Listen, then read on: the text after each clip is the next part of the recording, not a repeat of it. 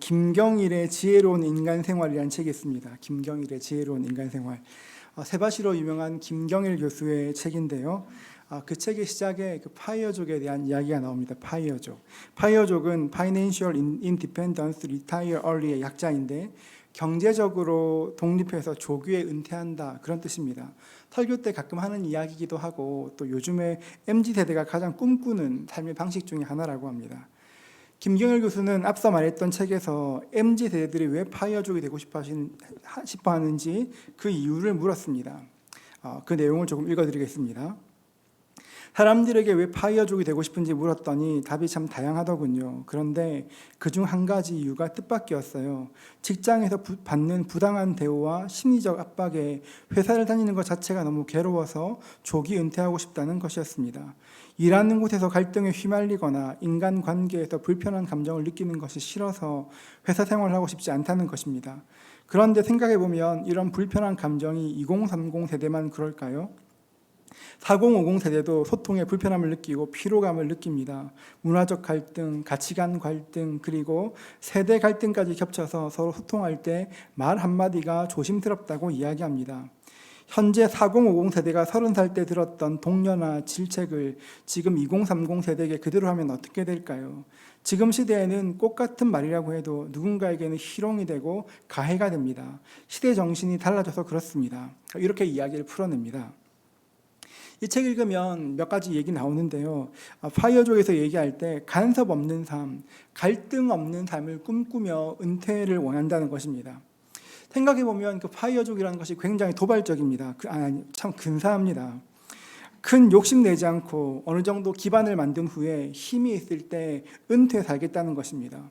꽤 근사해 보입니다. 그런데 최근에 이런 것들이 각광받고 있다고 이야기하지만 이런 생각은 행복에 관한 굉장히 전통적인 생각이기도 합니다. 모든 사람들은 자기 나름대로의 행복 공식이 있습니다. 내가 이렇게 되면 행복할 거야. 내가 원하는 이 조건이 성취되면, 이루어지면 행복할 거야. 그러니까 어떤 조건이 이루어지면 행복할 것이라 사람들은 생각합니다. 대학 입시를 준비한 학생들에게는 대학에 들어가면 행복할 것이라 생각합니다. 고생 끝이라 생각합니다. 원하는 대학에 들어가서 행복해진다면 여러분, 세상에 대학만큼 좋은 곳이 어디에 있겠습니까? 그러면 대학은 꽤 행복한 곳이 될 것입니다. 그런데 대학생들에게 물어보면 어떨까요? 대학생들에게 물어보면 취직하고 나면 좀 괜찮지 않을까, 행복하지 않을까 생각합니다. 열심히 준비해서 취업에 성공했습니다. 요즘에 취업에 성공한다는 말을 취뽀라는 말 쓰라고요. 취업문을 뽀갠다, 뭐 이렇게 하는데 취업의 문을 뽀개고 직장인이 되었습니다. 취직만 하면 다 되는 줄 알았습니다. 그러면 직장인들은 어떨까요? 여러분 어떠십니까? 네. 다들 만만치 않다고 이야기합니다. 직장에 들어가면 또 다른 직장을 생각합니다. 아직 결혼하지 않은 사람들은 사랑하는 사람과 결혼하면 인생에 참 행복할 것이라 생각합니다. 여기에 결혼한 분들 많으신데요. 여러분 어떠십니까?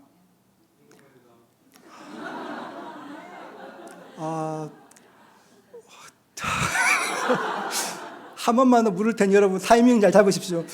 여러분 결혼 생활 행복하시죠? 큰일이에요. 네. 어떡하죠? 전 여러분의 평안한 결혼 생활을 기원합니다. 그런데 결혼하면 좋을 거라 생각합니다. 행복할 것입니다. 그런데 시간이 지나고 나면 내가 사랑했던 그 남자, 그 여자가 어디로 가고 없습니다. 아이가 생기면 행복할 것 같고, 아이가 생기면 그 아이가 조금만 더 자라면 좋을 것 같고, 아이가 조금만 더 자라면 조금만 더 어리면 좋을 것 같고, 그래서 둘째가 생기지 않습니까? 아이들이 성장하면 철들면 좋겠고, 철들면 조금만 더 나하고 친밀하면 좋겠고, 이것이 우리의 인생입니다. 우리는 행복을 떠올리면 끊임없이 조건들을 생각합니다. 부탄이라는 나라가 있습니다. 부탄은 전 세계에서 행복 지수가 1위인 나라, 세상에서 가장 행복한 나라라고 알려져 있습니다. 전 세계 모든 나라들이 GDP, 그러니까 국민 총생산에, 국민의 평균 소득에 집중할 때 부탄은 그러니까 GNH, Gross National Happiness, 국민 총행복 지수라는 것을 만들었습니다. 그리고 나라의 발전보다 국민의 행복에 훨씬 더 많은 관심을 기울였습니다. 행복한 나라 부탄의 지혜라는 책이 있습니다. 그 책에 보면 국민들을 행복하게 하기 위한 부탄의 정책이 몇 가지 기록되어 있는데 한번 들어보십시오. 땅이 없는 사람에게는 국왕이 땅을 선물한다. 병원비는 무료다. 모든 교육비도 국가가 부담한다. 첫눈이 내리는 날은 국가 공휴일이다. 여러분 진짜 좋은 날 아닙니까? 너무 좋아 보입니다. 그러니까 국민 100명 중에 97명이 나는 행복하다. 나는 참 행복하다. 부탄 사람인 것이 자랑스럽다. 그렇게 말했습니다. 이런 글을 읽으면서 부탄이라는 나라가 굉장히 궁금했습니다. 그런데 작년쯤에 그 빠니보틀이라는 유튜버가 부탄을 여행하고 영상을 올렸습니다. 보신 분이 많은 것 같습니다. 그런데 관심이 있던 나라라 꽤 열심히 보았습니다. 그런데 영상을 보니까 제가 생각했던 그런 나라가 아닌 것처럼 보였습니다. 별로 행복해 보이지 않았습니다. 우리가 흔히 보는 서남아시아 국가들과 별 차이가 없었습니다. 어느 장면에선가 그 빠니보틀이 부탄 사람에게 질문하는 장면이 있습니다. 당신들은 정말 행복합니까? 그러자 그 사람이 쓰는 숨을 쉬으며 말합니다. 우리는 더 이상 행복하지 않습니다. 왜 그러냐 물었더니 인터넷이 들어오고 SNS를 사용하면서부터 다른 나라에 대해서, 다른 사람에 대해서, 다른 삶에 대해서 알게 되었다는 것입니다. 대도시에 사는 사람들의 삶을, 그들의 누림을 알고 나니까 자신들의 삶이 초라해 보이고 지금 삶이 별로 행복하지 않다는 것입니다. 그 영상을 보고 UN 행복지수를 검색해 보았습니다. 2019년 UN이 조사한 행복지수를 행복해 보면 우리나라는 57위입니다. 부탄은 몇 위일까요? 98위입니다. 그리고 2020년부터 부탄 아예 UN 행복지수 조사 자체를 거부하는 나라가 되었습니다. 한때 전 세계에서 가장 행복하다 말했던 그 나라가 전 세계에서 가장 행복하지 않은 나라로 변했습니다. 왜 그럴까요? 물론 비교하니까 그럴 것입니다. 비교하면 그럴 것입니다. 하지만 더 근본적인 이유가 있습니다. 행복을 조건에서 찾으려고 하니까 그렇게 된 것입니다. 행복이라는 것을 자꾸 어떤 조건에 맞추어 생각하니까 행복하지 않은 것입니다. 여러분은 어떠십니까? 여러분은 행복이 어떤 것이라 생각하십니까? 여러분은 행복하십니까? 어떻게 하면 우리는 행복한 삶을 살 수 있을까요? 성경은 말합니다. 우리 1절부터 볼까요? 1절 말씀을 같이 읽겠습니다. 예수께서 무리를 보시고 산에 올라가 앉으시니 제자들이 나아온지라. 예수님에 대한 소문이 온 수리아에 퍼졌습니다. 기억하실지 모르겠지만 3주 전에 마태복음 4장을 했습니다. 4장을 할 때 온 수리아 사람들이 감동했다, 사람들이 병 고침받기 원했다, 그런 이야기가 있었습니다. 그렇죠, 여러분? 예수님께서 놀라운 기적을 행하셨습니다. 눈먼 사람의 눈을 뜨게 하시고 나면서부터 걷지 못하는 사람을 걷게 하셨습니다. 귀신 들린 사람에게서 귀신을 쫓으셨습니다. 놀라운 역사가 일어났습니다. 요즘 같으면 인스타그램에 페이스북에 난리가 났을 것입니다. 어디를 가도 수많은 사람들이 예수에 대한 이야기를 했습니다. 사람들은 예수의 얘기를 정말 많이 했습니다. 사람들에게 소원이 생겼습니다. 예수께 가면 되겠다. 예수께 가면 내 병이 고침받겠다. 예수께 가면 이 문제 해결되겠다. 그런 소문들, 그런 마음들이 있었습니다. 예수께서 갈릴리에 계시다는 소문을 듣게 되었습니다. 사람들이 줄지어 찾아왔습니다. 사람들이 줄지어 찾아오니까 예수님께서 불현듯 산으로 올라가셨습니다. 그리고 앉으셨습니다. 예수님께서 앉으셨다는 것은 당시 문화적인 관점으로 보면 명확한 행동 언어였습니다. 자리에 앉으셨다, 이 말은 지금부터 가르치겠다와 같은 말입니다. 당시 랍비나 선생들은 가르칠 때 앉아서 가르쳤습니다. 예수께서 자리에 앉으셨습니다. 사람들이 당황했습니다. 수많은 사람들이 예수님을 따라온 이유가 무엇입니까? 예수님 만나면 병 고침 받는데, 예수님 만나면 귀신이 떠나간대. 사람들은 어떻게 하면 내 병이 고침 받을까? 어떻게 하면 귀신 쫓을까? 어떻게 하면 내 인생의 문제를 해결할 수 있을까? 각자의 소원을 가지고 왔을 것입니다. 어떤 사람들은 구경하기 위해서 왔을 것입니다. 얼마나 재밌을까? 얼마나 놀라울까? 구경하기 위해서 왔을 것입니다. 각자의 소원을 가지고 예수님께 찾아왔는데 예수님께서 산 위로 가시더니만 그저 앉으셨습니다. 이것은 오늘은 기적은 없고 기적 끝났고 오늘은 가르치기만 한다는 것입니다. 사람들은 예수님께서 자리에 앉으시는 것을 보며 흩어지기 시작했습니다. 어쩌면 흩어지면서 야유를 보냈을지도 모르겠습니다. 이렇게 많은 사람이 모였는데 왜 그러실까 생각했을지도 모르겠습니다. 꽤나 불만이었을 것입니다. 그런데 예수님은 그런 것에 아랑곳하지 않으셨습니다. 다시 한번 1절을 읽겠습니다. 다시 1절을 읽겠습니다. 예수께서 무리를 보시고 산에 올라가 앉으시니 제자들이 나아온지라. 1절 말씀에는 복음서 전체를 이끌어가는 굉장히 중요한 두 단어가 나옵니다. 첫째는 무리입니다. 무리. 여러분, 무리가 무엇입니까? 많은 사람들이 모여 있는 것입니다. 그런데 이 무리라는 말을 한자로 오면 또 다른 뜻이 보입니다. 무리라는 말을 한자로 오면 이치가 없다는 것입니다. 이치가 없다, 이가 없다는 것입니다. 리가 없다, 생각이 없다는 것입니다. 깨닫는 것이 없다는 것입니다. 다른 말로 하면 생각이 멈추었다는 것입니다. 여러분, 생각 없는 사람들, 생각이 멈춘 사람들의 특징이 무엇일까요? 본능에 따라 움직입니다. 무엇이 옳은지 무엇이 옳지 않은지 생각하지 않습니다. 그저 본능이 시키는 대로 움직입니다. 자기의 생각으로 살지 못합니다. 생각이 멈추어 있으니까 누군가가 내 생각을 움직이게 하면 그 방향으로 쏠려갑니다. 어떤 사람의 한마디를 듣고 휘 몰려갔다가 또 어떤 사람의 말을 듣고 휘 몰려옵니다. 중심이 없습니다. 두 번째 단어는 보시고입니다. 보시고. 예수님께서 무리를 보셨습니다. 이때 사용된 보시고는 그리스어로 보면 이돈입니다. 이돈은 육신의 눈으로 보는 것이 아니라 훨씬 내면에 있는 것, 우리의 영혼을 볼 때 사용하는 단어입니다. 예수님께서 사람들을 이돈하셨습니다. 예수님께서 이돈하시니까, 예수님이 그 영혼의 상태를 보시니까 어땠을까요? 마태복음 9장 36절은 말합니다.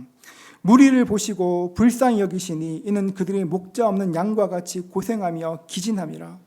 예수님께서 그들의 모습을 불쌍히 여기셨습니다.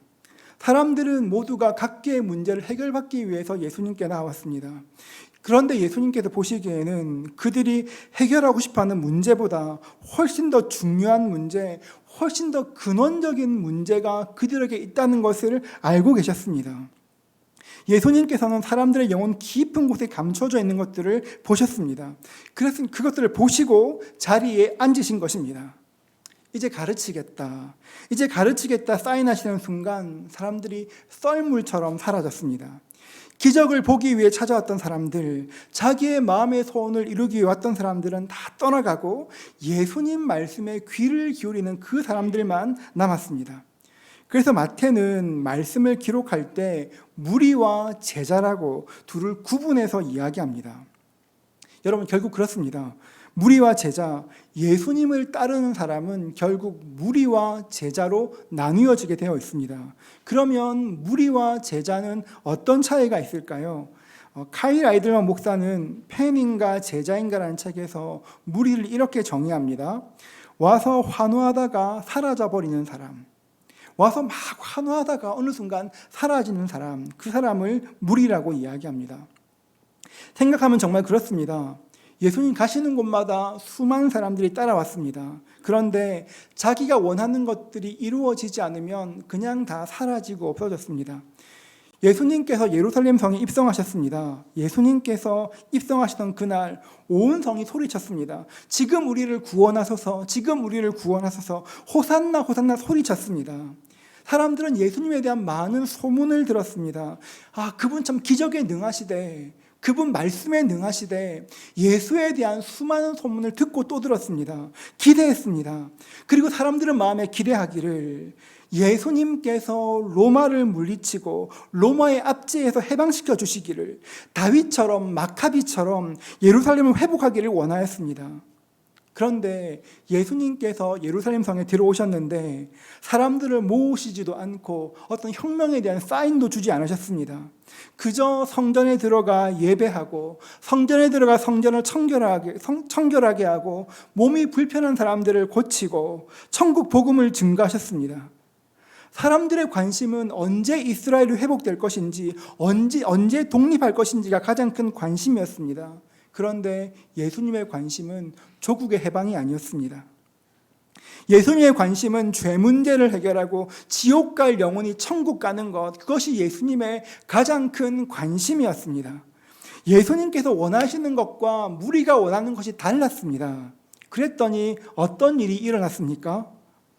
예수님께서 예루살렘에 들어오실 때 그렇게 환영했던 사람들, 어서 오십시오, 어서 오십시오, 지금 우리를 구원해 주십시오 했던 그 사람들이 법정에 서서 소리치기 시작합니다. 예수를 십자가에 못 박으라, 예수를 십자가에 못 박으라. 그 환영했던 그 사람들이 일순간에 예수를 죽이는 사람으로 바뀌게 됩니다.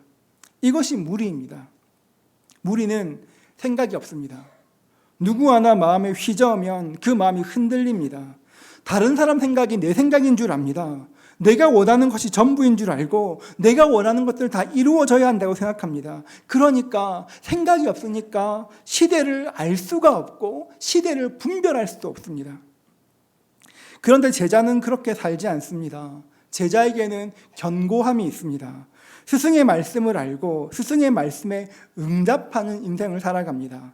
제자는 스승의 길을 따라가는 사람이고 스승의 길을 뛰어넘는 사람입니다. 예수님의 제자가 그랬습니다. 말씀이 증거될 때 예수님께서 자리에 앉으시고 말씀을 증거하실 때 무리는 다 없어졌지만 제자들은 오히려 가까이 더 가까이 나아왔습니다.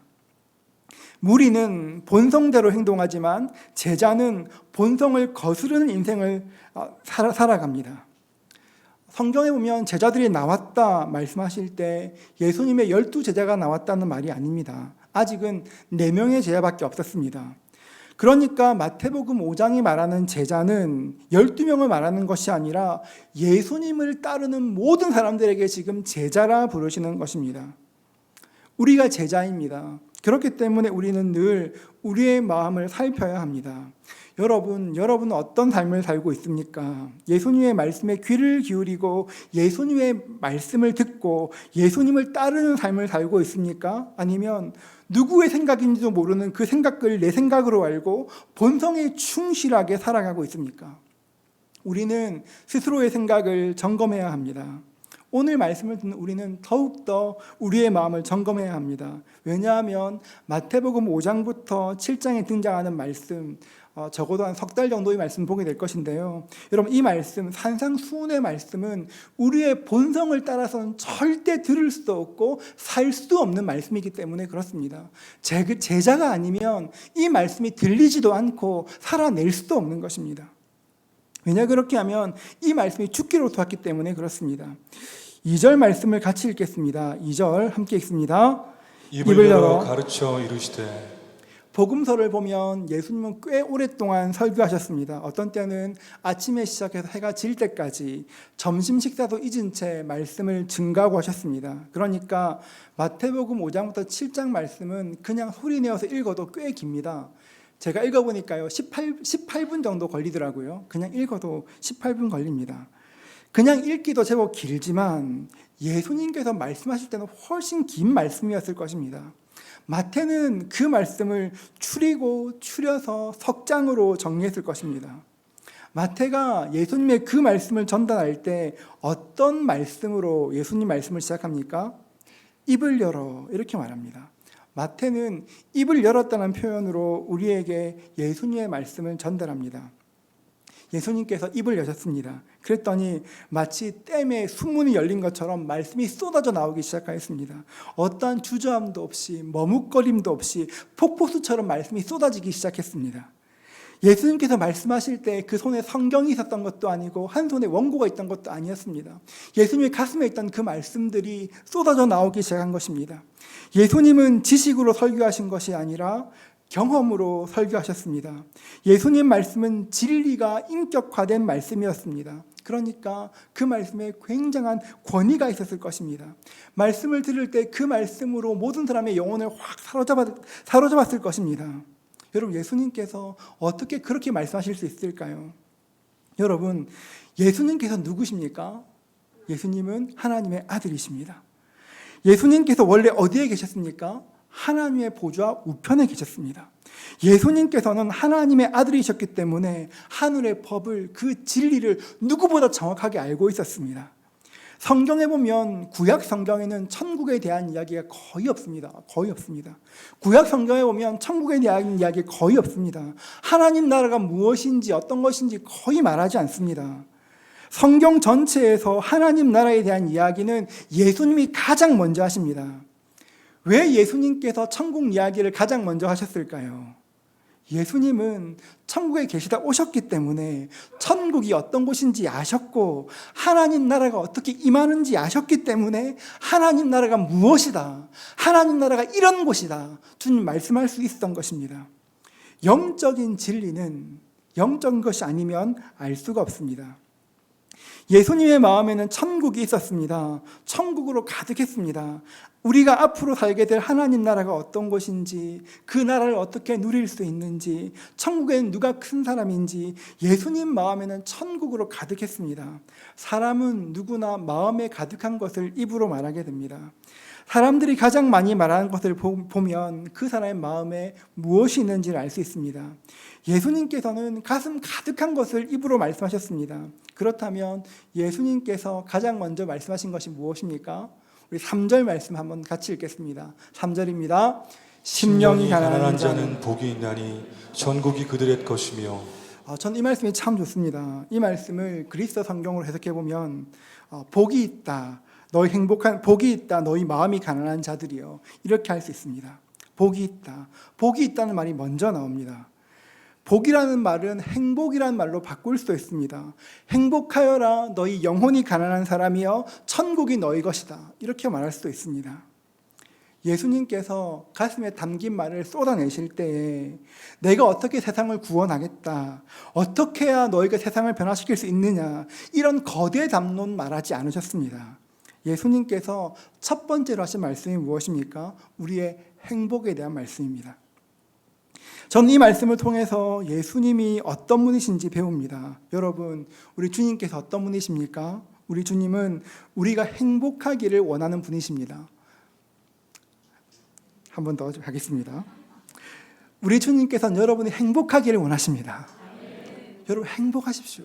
주님께서는 원하시는 것은 우리가 행복하기를 원하십니다. 그 사실을 믿어야 합니다. 3절부터 12절까지 말씀을 다시 한번 우리 교독해 보겠습니다. 심령이 가난한 자는 교독하려고 했는데 같이 읽겠습니다. 심령이 가난한 자는 복이 있나니 천국이 그들의 것이며, 애통하는 자는 복이 있나니 그들이 위로를 받을 것이며, 온유한 자는 복이 있나니 그들이 땅을 기업으로 받을 것이며, 의에 줄이고 목마른 자는 복이 있나니 그들이 배부를 것이며, 긍휼히 여기는 자는 복이 있나니 그들이 긍휼히 여김을 받을 것이며, 마음이 정결한 자는 복이 있나니 그들이 하나님을 볼 것이며, 화평하게 하는 자는 복이 있나니 그들이 하나님의 아들이라 일컬음을 받을 것이며, 의를 위하여 박해를 받는 자는 복이 있나니 천국이 그들의 것입니다. 나로 말미암아 너희를 욕하고 박해하고 거짓으로 너희를 거슬러 모든 악한 말을 할 때에는 너희에게 복이 있나니 기뻐하고 즐거워하라. 하늘에서 너희의 상이 큼이라. 너희 전에 있던 선지자들도 이같이 박해하였느니라. 아멘. 이 말씀을 읽다 보면 너희가 이렇게 살면 복을 받을 거야, 너희가 이렇게 살면 행복할 거야, 심령에 가난해지면 복을 받을 것이라고, 애통하면 위로받을 것이라고, 너희가 온유하면 땅을 기업으로 받을 것이라고, 우리가 어떻게 하면 복을 주겠다, 그런 말씀으로 말씀하시는 것 같습니다. 또 그렇게 읽힙니다. 여러분, 그런데 한번 생각해 보십시오. 내가 무엇을 해야 복을 받는다면, 내가 무엇을 이루어야만 행복해진다면, 예수님께서 말씀하신 행복의 공식과 세상이 말하는 행복의 공식에 뭐가 그렇게 차이가 있겠습니까? 심령이 가난해지면 행복할 거야, 너희가 슬퍼하면 위로받을 거야, 이 예수님 말씀과 내가 몇 살까지 얼마만큼 돈을 벌고 은퇴하면 행복할 거야, 차이가 무엇일까요? 만약 예수님 말씀을 조건과 이룸의 관점에서 본다면 예수님께서 말씀하신 행복과 세상이 말하는 행복은 차이가 하나도 없습니다. 그렇기 때문에 심령이 가난해지면 복이 있을 거야, 마음이 청결하면 복을 받을 거야, 이렇게 성경을 읽는다면, 조건으로 성경을 읽는다면 이것은 우리가 예수님의 본심을 오해하는 것입니다.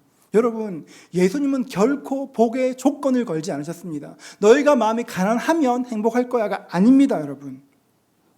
3절 말씀을 그리스어로 그대로 해석하면 이렇습니다.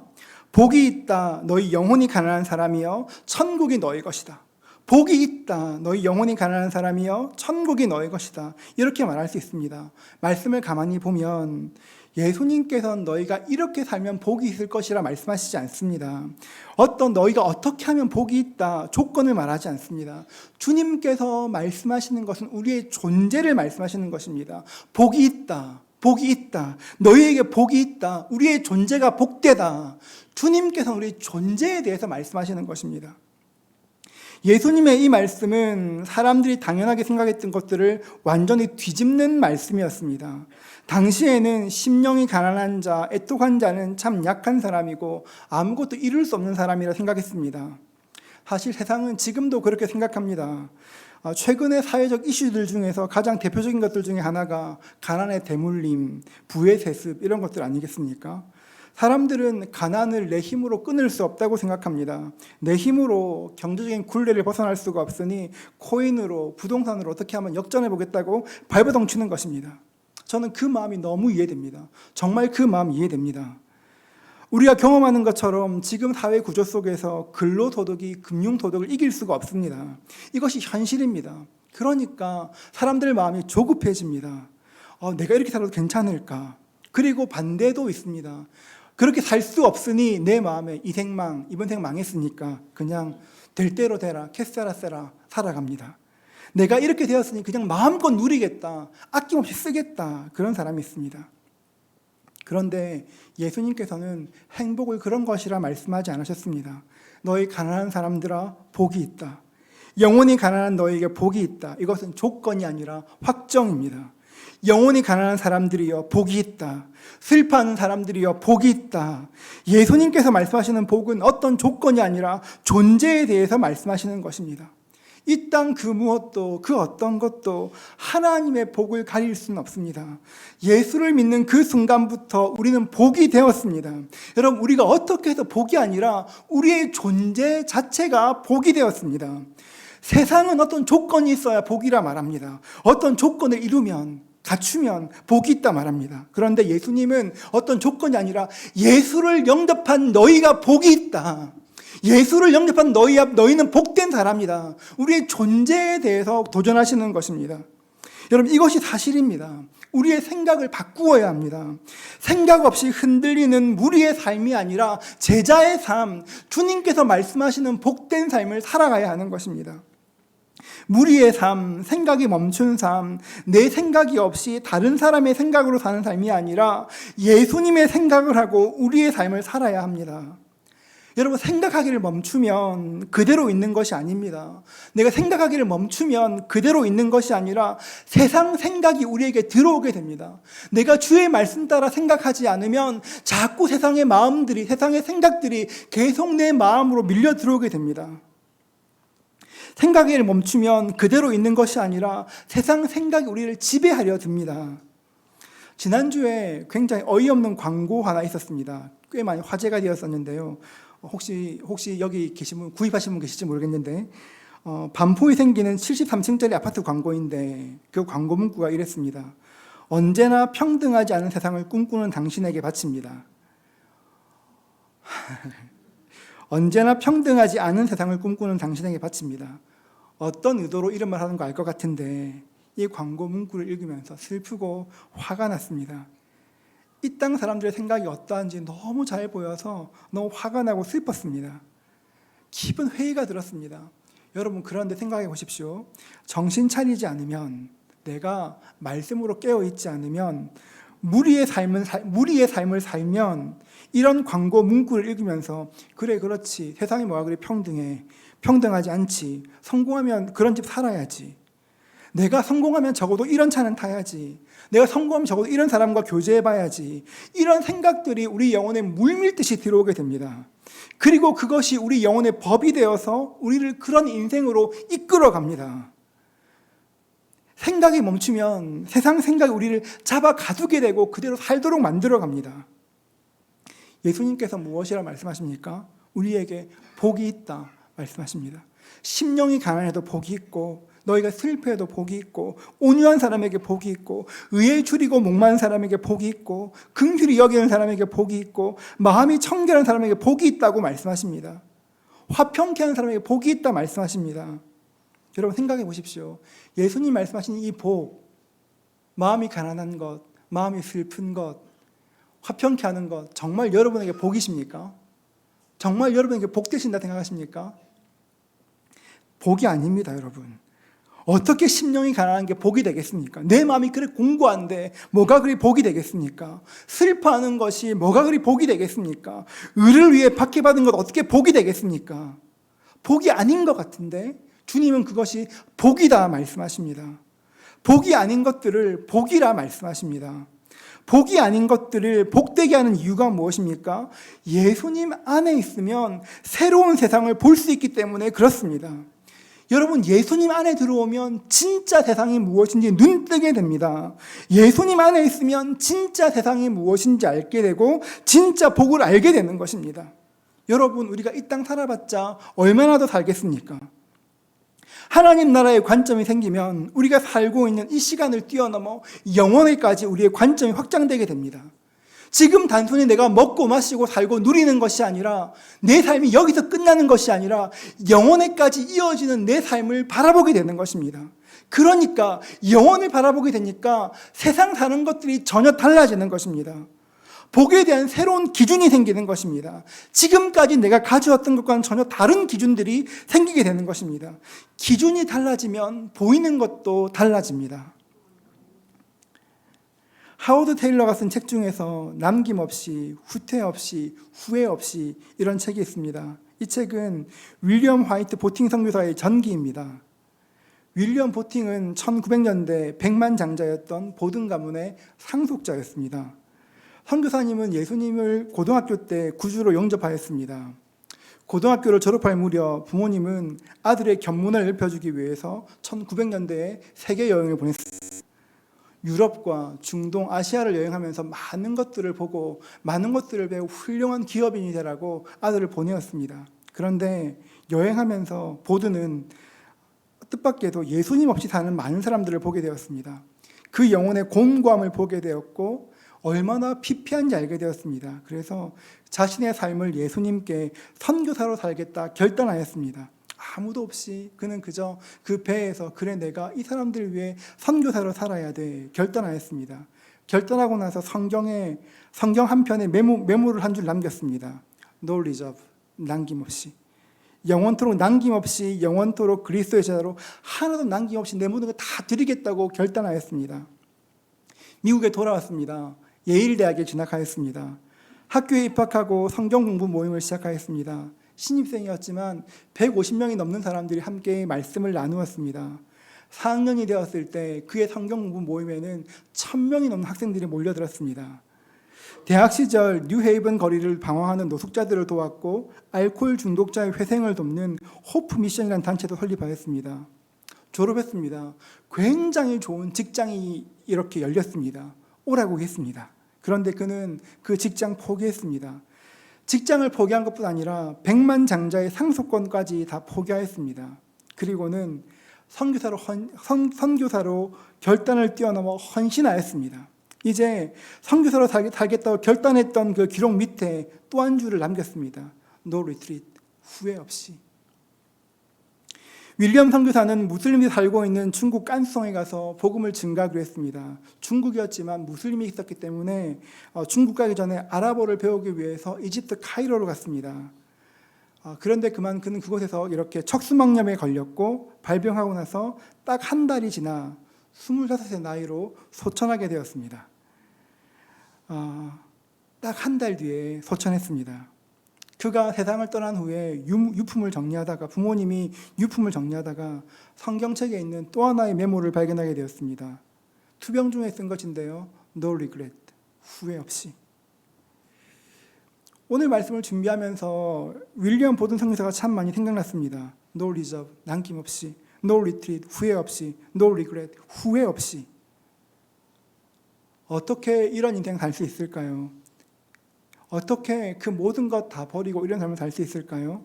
자신이 누구인 줄 아니까, 내가 누구인 줄 아니까 그 삶을 살 수 있는 것입니다. 자신이 누구인 줄 알고 나니까 복에 대한 개념이 바뀌게 되었습니다. 그러니까 복에 대한 개념이 바뀌고 나니까 더 이상 세상이 나에게 주는 것들이 더 이상 매력적으로 보이지 않았습니다. 더 가치 있는 것 알고 나니까 진짜 복을 위해 살고 싶은 마음이 간절해졌습니다. 여러분 어떠십니까? 여러분 행복하십니까? 무엇이 여러분을 그렇게 행복하게 하십니까? 혹시 여러분은 세상이 말하는 복의 공식에 매여 있지 않습니까? 우리 아이가 공부를 조금만 더 잘하면 정말 행복할 것 같아요. 과연 그럴까요, 여러분? 여러분, 내가 이만큼 가지게 되면 행복할 거야. 정말 그럴까요, 여러분? 끝없이 요구할 텐데요. 정말 그럴까요?